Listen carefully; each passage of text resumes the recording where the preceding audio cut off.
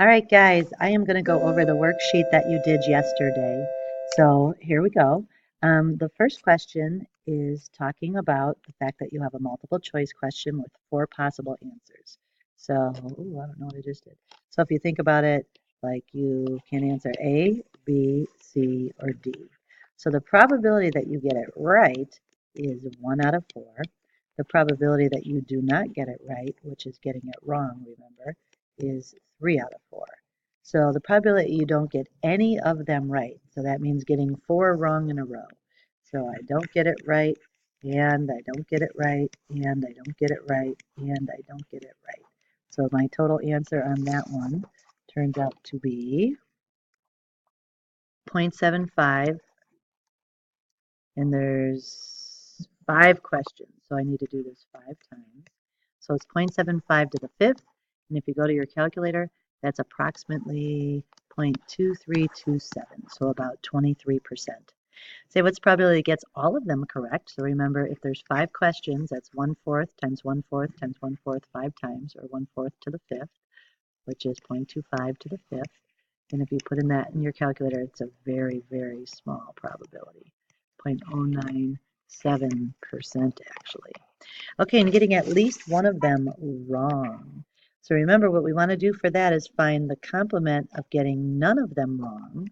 So if I get none of them wrong, that actually means I got them all right. But then remember, I need to take the complement of that answer. So that turns out to be a very high percentage, about 0.999%. Okay, and we skipped D, so we'll go on to the next one. Okay, the second question, we have M&M's companies. They make 10% of red and 10% of brown and 20% of blue, 20% of yellow, and 20% of orange. The rest are green. So we're going to use the probability assignment rule to total all that up. That's 80%. So therefore, the missing percentage green must be 20%. So if you pick a peanut butter M&M at random, what's the probability that it's green? So we actually just figured that one out for you, 20%. Okay, so what's the probability that you get a primary color, which is red or yellow or blue? So we have a 10% chance of red, a 20% chance of yellow, and a 20% chance of blue. So the total probability is 50. And it's hard to see this last one, but it said what's the probability it's not orange? So the probability of being orange, remember, is 20%. So the probability that it's not orange is 80%. All right, that was question 2. Question 3. A survey showed that 35% of households in a town have a cat and 12% have a dog. Explain in a full sentence what it would mean if having a cat and a dog were disjoint. So remember, disjoint, another word for that is mutually exclusive. It means 2 events that cannot happen at the same time. So basically it means that you can't have one of each, or both if you want to say it that way. Okay, explain what it would mean if owning a cat and dog were independent of each other. So that means that the probability of owning a cat does not affect owning a cat does not affect the probability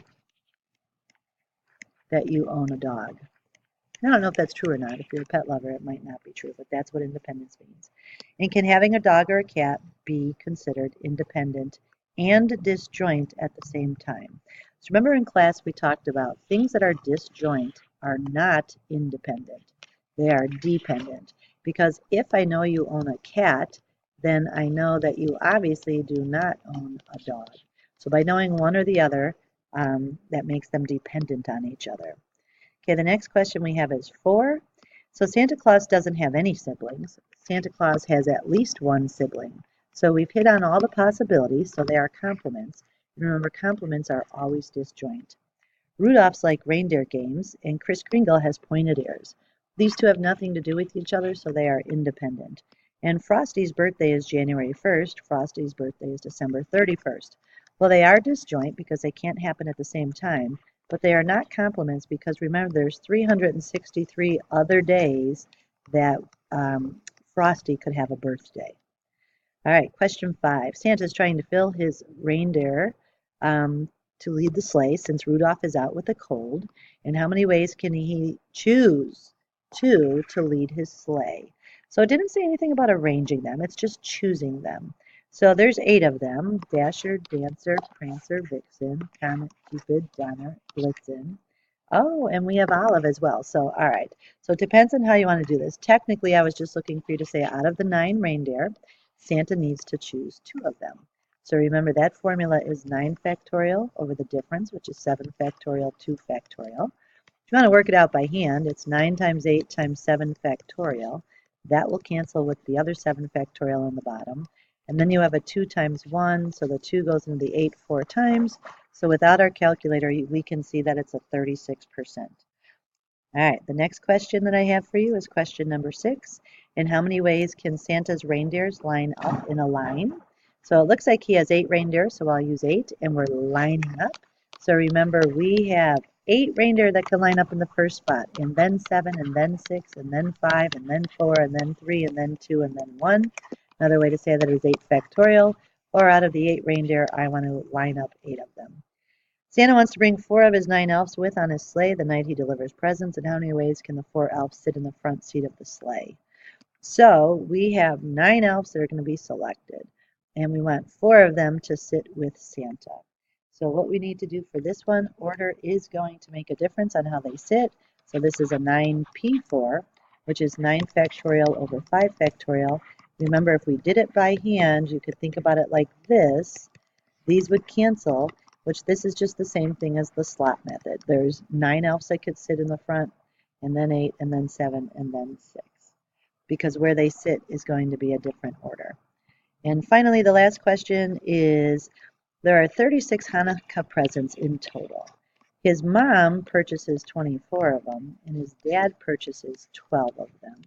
And he's going to get 11 presents. So how many ways can this be done?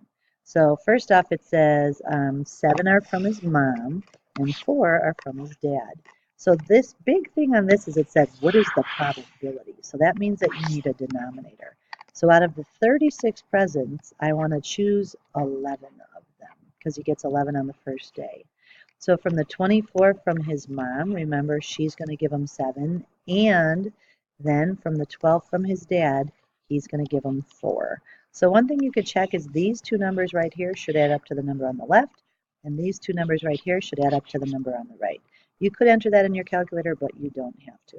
Okay, I hope that helped you with yesterday's activity. Bye-bye.